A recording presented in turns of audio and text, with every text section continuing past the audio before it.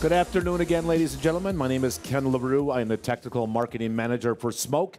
I'm joined on our stage here with Mr. Grant Kay, and if you are trying to learn how to use Smoke, you need to know who he is, and you need to know where his assets and videos are, and that's what Grant is here to talk about all the great free learning resources, not just only for Smoke. Grant focuses on Smoke, but our other applications. So Grant's going to walk us through where you can get it, what it's about, and then give us a little presentation of what your training is about. Right, Grant?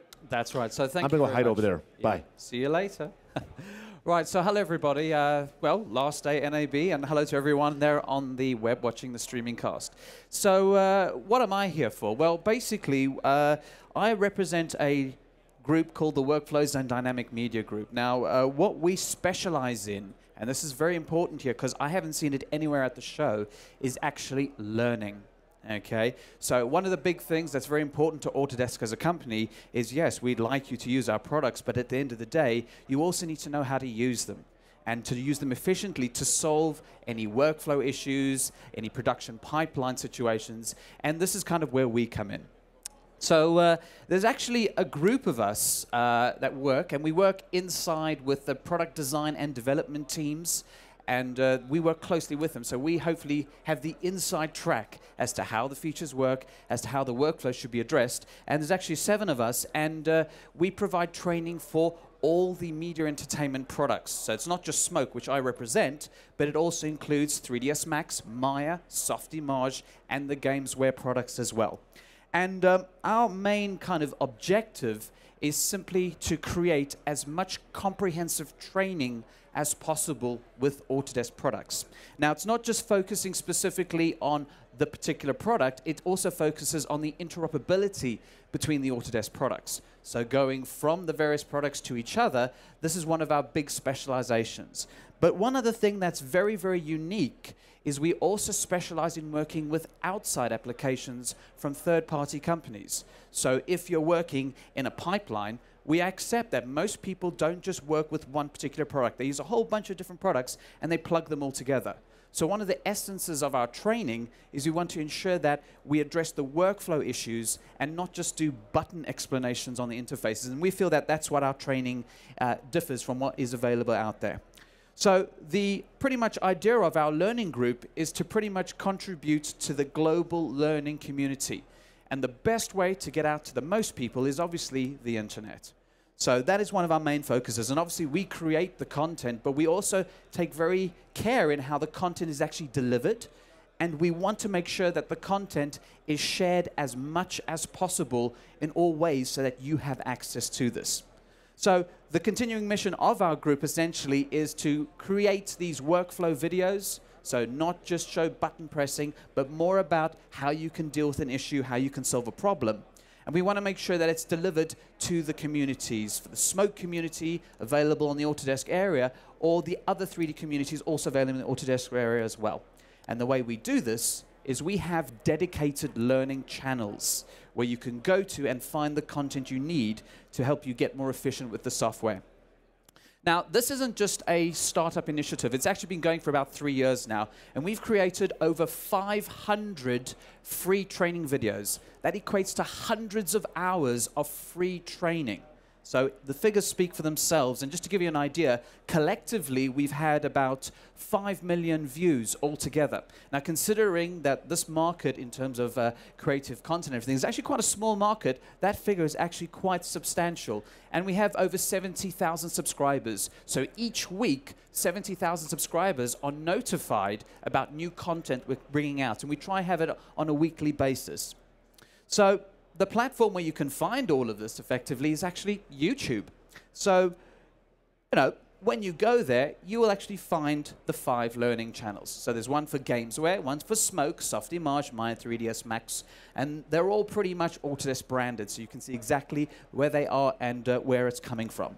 Now, the big question is, Autodesk being a very global company, why didn't we create our own streaming platform? We went with YouTube. Well, you know, it's common sense. Everybody knows YouTube. It's quite easy to do. And, you know, you can find content very easily. So all you need to do there is go into YouTube, type Autodesk Smoke or the Smoke Learning channel, for example, and you'll be led there straight away. The other thing that YouTube takes care of is obviously the flexibility of the formats. So if, for example, you've got a very thick broadband, you can get the full HD picture. If you're mobile on your phone or a little tablet, you can view the stream as well. Obviously just a lesser stream, but nevertheless, you can still get that learning content. And the most important part to us as the learning group is feedback. Now, I want to concentrate on feedback for just a minute or so because the feedback is extremely crucial to our team, to our training team. And the reason why is we try to design all of our training around your feedback. So it's not us telling you, hey, these are the features, they work, and you use them. We actually monitor what goes on within the community, and if someone says, hey, we need videos addressing these workflows, we make notes of it, and you can be assured that videos will come out, hopefully within the few weeks, days, even months, if it's a massive series, so that you get exactly what you're after, and this is how we kind of drive the way we create our content. So that's why we try to make each channel unique, so that at the end of the day, it meets the needs of the products. It certainly meets your needs as users. And the other big thing is that it meets the needs of what is actually out there when it comes to industry trends, how people are doing things today inside of a pipeline. Now, what you find on the learning channels, in the Smoke Learning channel, you will find HD movies with audio narration. And in the Smoke side, it's usually my lovely voice talking away there. But it also comes, interestingly enough, with English captions. So there's subtitles as well for every single video. So if there are non-English speaking people, you can use the captions to translate. But also if you don't understand my accent, well, there's a way to understand what we're actually trying to do. Now, there are loads of topics covered on all of our channels. There is actually playlists for getting started. So if you're absolutely brand new to Smoke, there's actually 30+ videos teaching you how to use the tool, plus loads more topics that, and this is just to name a few, which are actually covered in the software. Now, when it comes to the learning process, and this is what I'm all about learning, we did a lot of research into how people actually learn.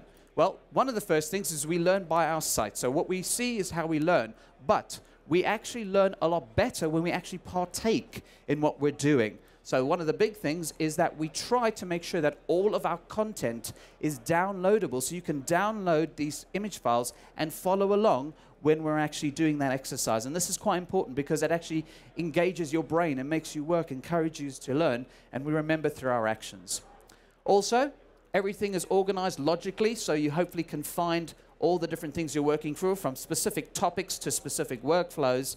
And each channel is different, and we try and review it each time to make sure it's the best for you, that you can get those topics that you want. And as I said, there's no excuse where you cannot view it on any platform that is available to connect to the internet and to get some streaming. Now, what I'd like to do right now is I'm now actually going to jump into Smoke. And this presentation is going to be slightly different because a lot of the time we've been seeing demos and showing you how you sell these products, how good they are. But what I do is I show you how they actually work. So my presentation is going to be a little bit more in depth from what you may have heard anywhere else on the floor. I'll be mentioning hotkeys, I'll be explaining how it works, and this is actually just a little sample taster of a series I'm working on, and this actually involves tracking. So the shots that we see here, and this is very important to note, is that when we look at the media that's actually being used, this is everyday stuff.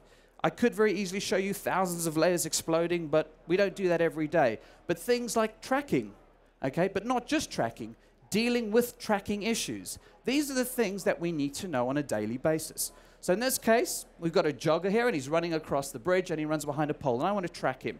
So just for argument's sakes, in the context of learning, I want to stick something on his face, and I need to address what could happen when we lose a tracking reference.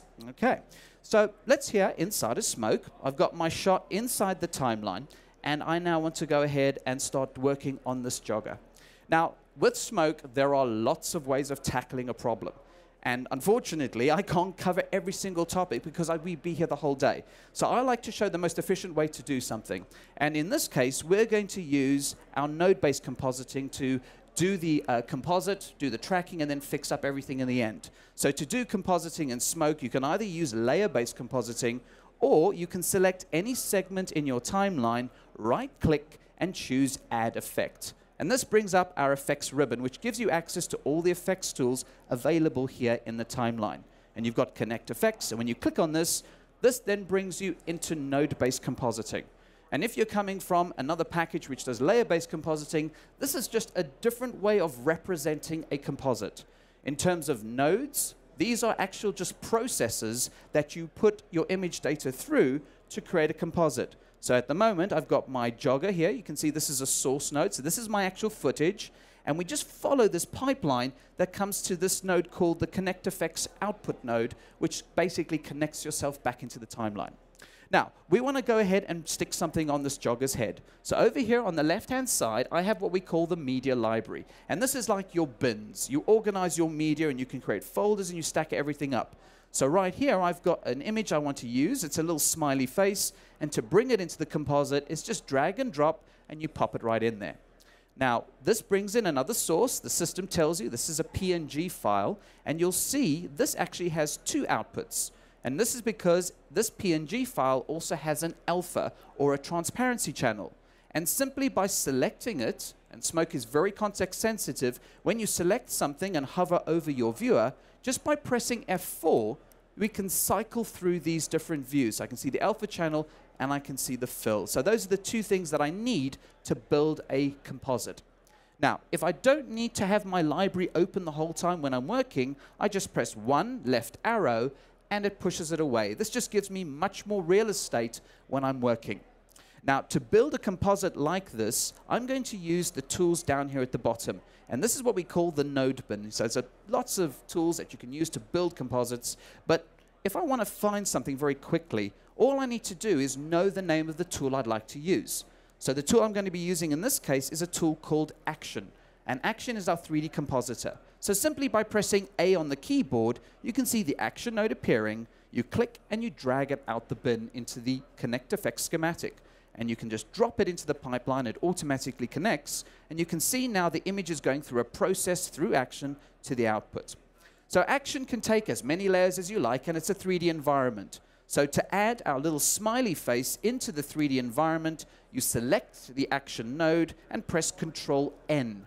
And this puts out a source node, or a media input node.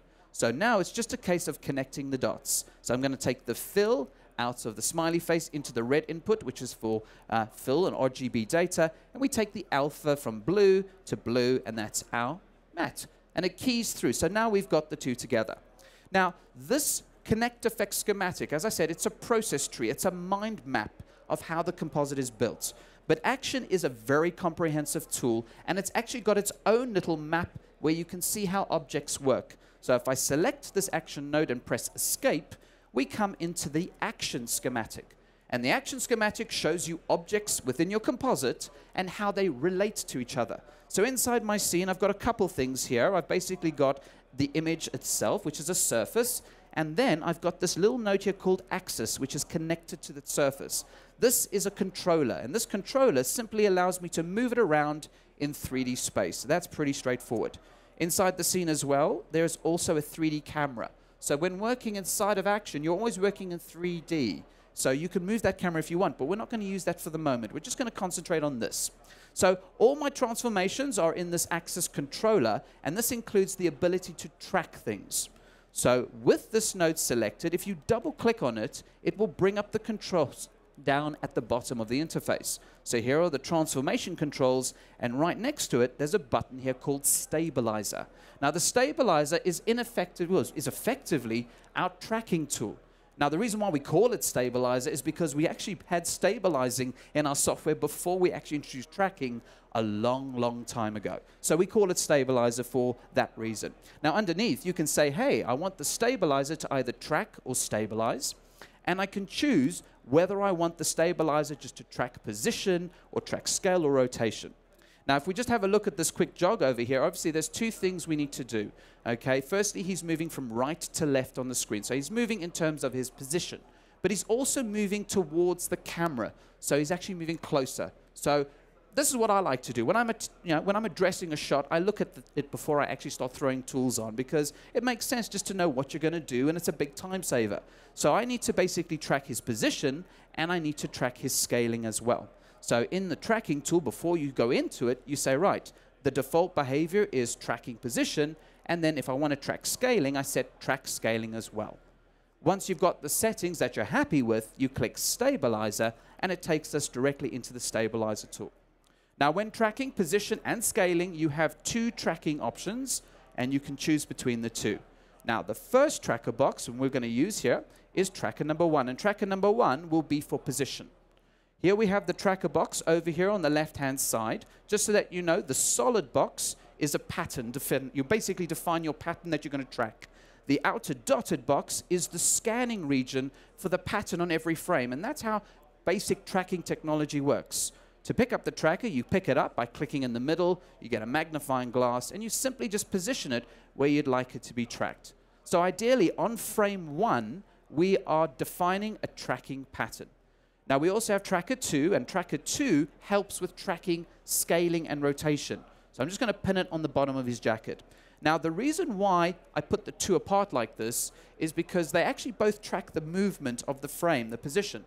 But the way we calculate scale is the distance between these 2 trackers. So as they move further apart, it means the image scales up in tracking, or as they move close together, it moves down. So as long as you understand those principles behind them, it makes sense. You'll know exactly where the trackers should be positioned in the shot. Now, I know the track is going to fail when it goes behind the pole. So it's not about, oh, look, it's brilliant, it works wonderful. No, it's about tackling situations and dealing with problems. So in this case, I'm going to show you a tool here where, working with tracker 1 for starters, we can go ahead and isolate the tracker by turning it into solo mode. So I don't have to worry. If I've got a garbage mask or a mask with 1,000 tracking points on it, I can focus on just the tracking points I need to deal with a particular issue. So in this case, let's go ahead and analyze and see what happens. So starting from frame 1, I'm going to analyze forward. So I start analyzing the track. Bang, you can see the track goes off straight away. This is because he went behind the pole. If he goes behind the pole, we don't see him. So we want to go ahead and figure out a way to make this track successful. So the first thing, I want to get rid of the bad keyframes that have been created. So just by tapping Alt-D or Option-D, we can just delete the keyframes up to the point where we get the last good one, which is more or less about there. Now, I need to figure out what exactly I do when the jogger goes behind the pole. So let's first of all, let Smoke try and work it out for us. And the way we can do this is by having a starting point, which is the last good keyframe, and possibly an ending point, which is when his face comes back out again. Now, you'll notice at the same time, this tracking box has kind of been sliding down there to the bottom. So what you're actually seeing is Smoke is preempting what would have happened if I just would leave it as it is. It would simply just drift off and lose its tracking reference. So we don't want that. So what I'm going to do instead is we're going to do a manual intervention or a manual track. And these are really the nuts and bolts of dealing with the really good issues. So I just choose the last frame where I feel, okay, this is where he would come back in and the track can pick up from here. So I'm going to change my selection mode from Tools to Add Points. So we're now going to add additional keyframes manually. To help us with this, if I hold down the Shift button and I click on the image, automatically I get this magical overlay.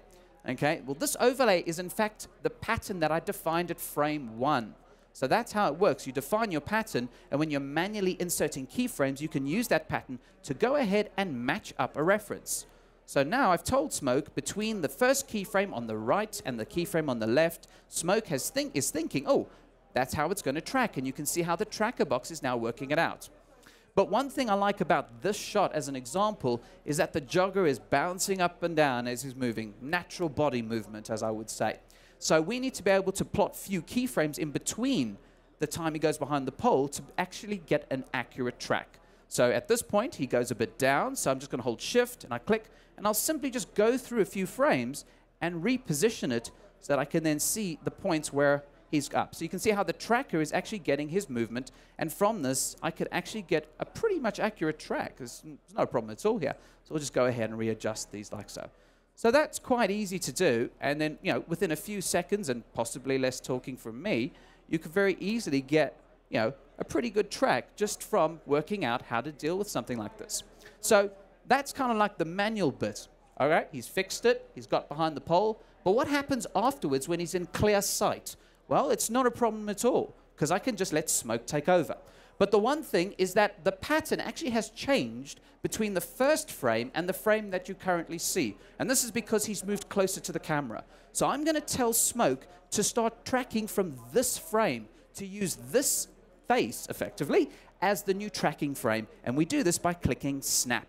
So Snap moves the tracking box and reference box here. So this is your new defined tracking pattern. And if you hit Analyze, it then just picks up from there.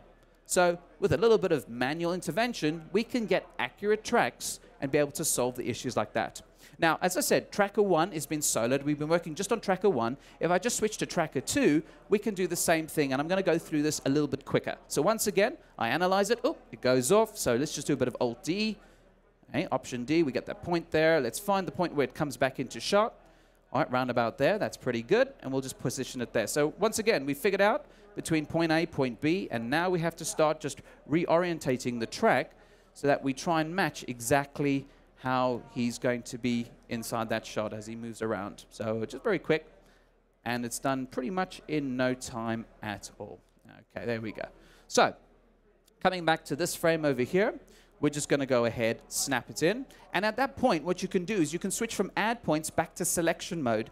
And that then allows you to go ahead and actually start tweaking the way the tracking box is analyzing it. So you may need to make the pattern smaller or bigger, the scanning region smaller or bigger, however you want. And then you click Analyze, and off it goes. Now, if the tracker still screws up, okay, yes, it does happen, you can see where it goes wrong, all right? What you can do is you can just come to here and click Snap. So say, that's the new pattern because that was the last good tracked frame. I analyze it, it picks it up. Okay, it pretty much overwrote the old keyframes. It's pretty good up until about there. You can see where it is. I'll just snap it in one more time, analyze, and it'll keep overwriting the keyframes until we actually get the last good point. So we'll snap it in one more time. That should hopefully do it. Bosh. So you can keep on doing these different little operations, and by knowing them, you can solve these problems pretty easily. So, thank you. So if I was to go ahead and let's just have a look at that, we can see now, we'll just fit everything to the view. We can see how it's all now tracked in. And if I come back out, we can see how that is now tracked onto him. You'll notice down here on the bottom left how the scaling is increasing as well as the positioning is moving, and that's fine. But it's a bit too big, okay? Now, this controller has got all my tracking information, and inside here, I'm just going to rename that node to track. So to fix the positioning and scaling problem we have, because that's way too big, we need to do what we call an offset. Now, the key is that we use this action schematic to add in controllers to basically combine different levels of animation together. So my tracking data is in this axis, and in my action node bin, I've got all additional nodes to do different things in the composite. But I can also add in another axis node, and we're going to drop it underneath the tracking data. Now, this is a tip of a golden, well, it basically is the golden rule. When you're tracking something, your tracking data must always be at the very top. So you track something, the layer moves, and then your offset tracking must, or your offset data must be underneath.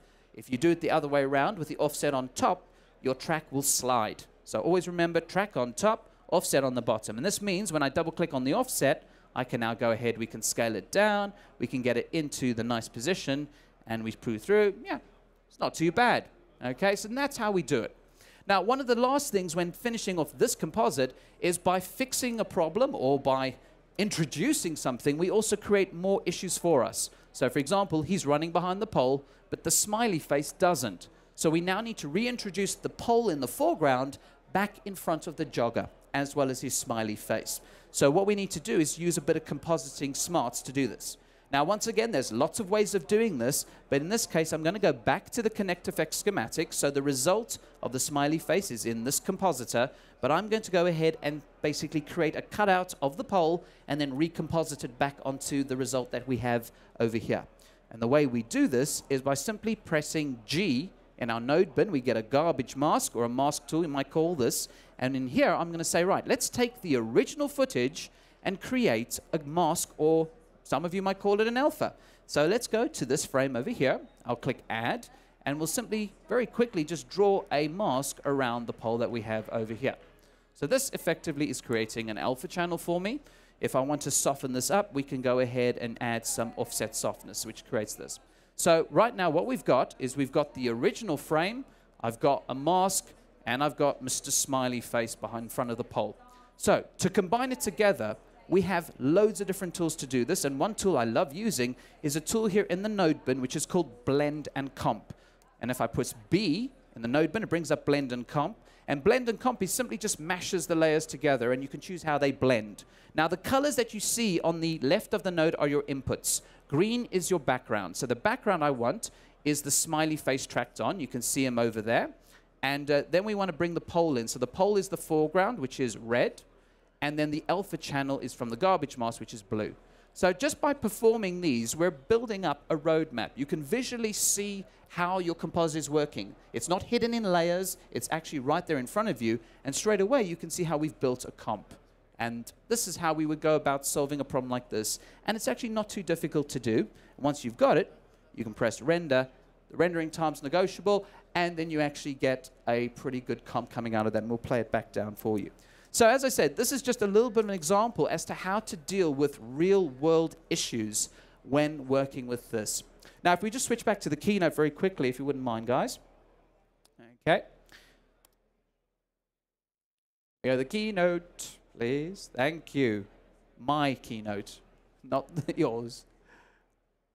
Ken, they're using the wrong input. Thank you. So, the Smoke Learning channel, as well as the other learning channels, are available as streaming downloads on the internet. So you can connect to them, you can stream them, you can watch all the training. There's over 200 videos of Smoke training available right now, as I said, from beginners going all the way to advanced. But we do accept that sometimes you can't get an internet connection. So what we've done with the Smoke Learning channel is all of the training is also available as a download through the iTunes store as well. So you have no excuse not to be able to train whether you have an internet connection or not. You can get the media as well as the download content and use it straight away. Now, there is a lot of training out there on the internet. There's a lot of courses. Some are free, some are paid for. So one of the big questions is, well, what makes the Smoke Learning channel very, very different? Well, basically, one of the big things about the Smoke Learning channel is you get this really high-quality tutorial content. And that is coming from the fact that we work with the designers and the developers to make the products the best they can be, and then we basically know how the tools work. It's very comprehensive. So as you saw, it's a little bit more detailed than a presentation you would normally get, but you're hopefully learning something from it, and you've got a lot to take away with that. Everything we do is extremely compelling, so hopefully it helps you solve those problems and solves those production problems that we encounter on a daily basis. As I mentioned, we also do the interoperability between the products, which is important to a pipeline, because we don't all work in a bubble. And one of the things, I don't know if you noticed, there was no sales or marketing pitches. It's very important. When you're learning something, the last thing anybody wants is to be sold something. They just want to know, how do I do it if I've got a problem? And as I mentioned, the big thing about this is all the learning channels are free to everyone. So we don't intend to charge. We haven't for the past 3 years. We don't intend to charge for them, so they're accessible for you now. Now, I know Ken's kind of like scratching himself there. It's like, gotta go, gotta go. But basically, if you want to know about the channels, you can subscribe to those channels to learn about them. We post on Facebook. We're posting on Twitter, as well as on the Autodesk area where the communities are for 3ds Max, Softimage, Maya, the games where Autodesk Smoke, Flame as well. And we also monitor public forums like Creative Cow. So we try to be everywhere just to kind of get you the maximum amount.